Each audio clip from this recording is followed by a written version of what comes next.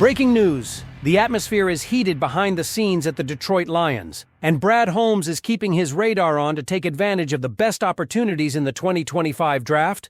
I confess that I'm anxious to see the Lions start this season. I can't wait to see Dan Campbell's team compete in the Super Bowl.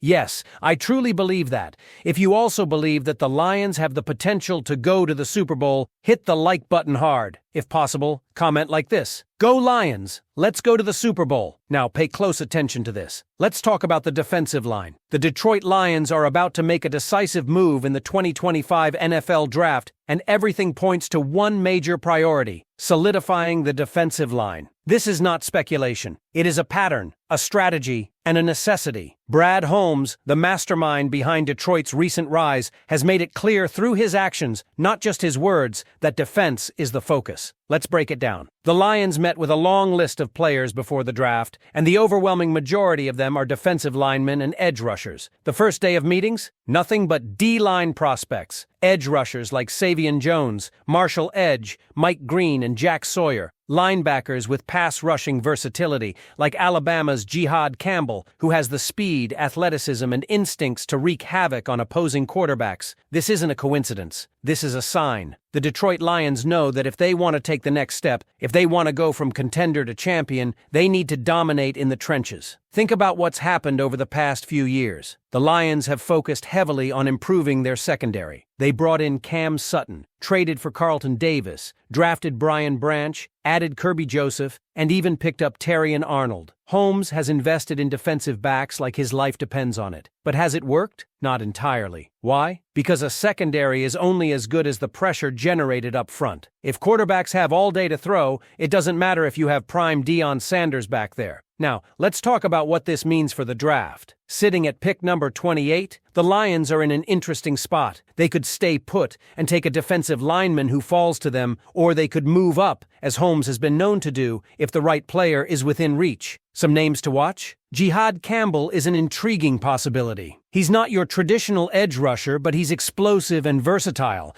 kind of like what Isaiah Simmons was supposed to be. If he's on the board, the Lions might pull the trigger, especially if they add a veteran like Khalil Mack in free agency. But here's the concern. Detroit needs a true defensive lineman, someone who can put his hand in the dirt and get after the quarterback consistently. Right now, Aidan Hutchinson is doing everything he can, but he needs help. The idea of adding a veteran like Khalil Mack opposite Hutchinson with someone like Jared Campbell in the mix is enticing, but is that enough? Do they need to swing bigger? Because let's be real, Myles Garrett is a pipe dream. The Browns aren't letting him go. And if they did, Detroit probably wouldn't be his destination. So, what's the move? Free agency will tell us a lot. If the Lions land a big-name defensive lineman before the draft, it changes everything. If they don't, then the first-round pick has to be a difference maker on the D-line. No more projects. No more waiting for guys to develop. This team is in win-now mode, and Brad Holmes cannot afford to miss. And that brings us to an even bigger question: what happens if he does? Look, Holmes has done a fantastic job rebuilding this roster, but if the Lions don't reach a Super Bowl in the next 4 seasons, does he deserve to stay? The window is open, but windows don't stay open forever. The expectation has shifted. This isn't about competing anymore, it's about winning championships. If Detroit doesn't get there by the time Holmes' contract is up, should they move on? That's the question I'm putting to you. The urgency is real, and the time for calculated risks is now. The Detroit Lions have transformed their identity over the past few seasons. But let's not pretend that this team doesn't still have holes. Brad Holmes has built something special, but to truly cement this franchise among the NFL's elite, the 2025 offseason must be about more than just making good picks. It has to be about making the right picks. The reality is simple. If you want to compete with the top teams in the NFC, you need a dominant front four. Look at the teams that have hoisted the Lombardi Trophy in recent years. The Philadelphia Eagles had a relentless pass rush when they won. The 49ers built their success around an elite defensive front. The Chiefs, Chris Jones wrecks game plans. The Lions aren't far off from that level, but they're missing one thing: consistent, game-changing pressure from the defensive line. That's why the name Jared Campbell keeps coming up. He may not be a traditional hand-in-the-dirt defensive end, but he's a player who can disrupt defenses in multiple ways. The problem, he might not be there at no. 28. If the Lions want him, they might have to move up. And if they do, that means fewer draft picks to fill other needs. It's a tough call, but that's why Holmes gets paid the big bucks.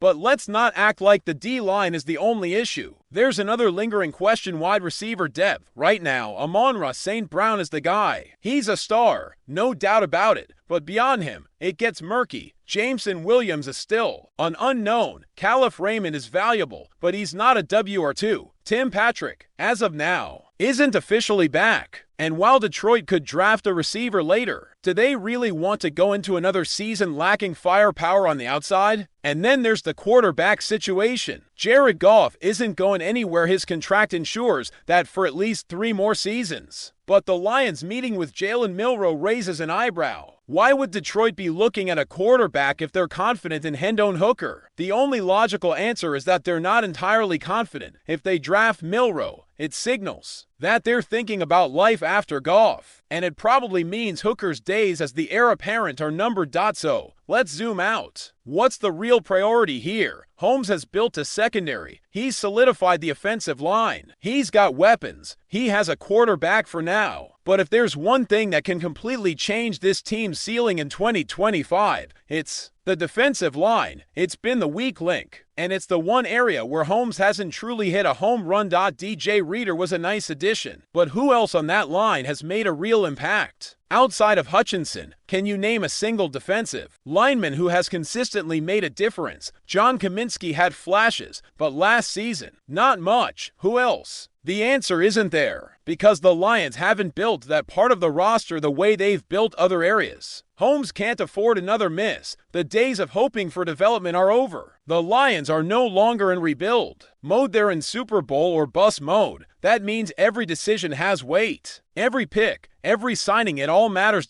So, here's the final question for you, the fans. If the Lions don't go all in on fixing the defensive line, would you be okay with that? If they take a wide receiver or a quarterback early instead of a dominant edge rusher or interior lineman, do you think that's a mistake? Or do you trust Holmes enough to believe he'll make the right move, no matter what? Drop your thoughts in the comments. Should the Lions go all in on defense? Or is there another path to a championship? Let me know, and as always, go Lions. The pressure is on, and this offseason will define the future of the Detroit Lions. The team has clawed its way out of mediocrity, built a winning culture, and established itself as a legitimate force in the NFC. But here's the thing: getting to this point was the easy part. The hard part, staying here. The even harder part, taking the next step. And that next step is the Super Bowl. It's not enough to be a playoff team anymore.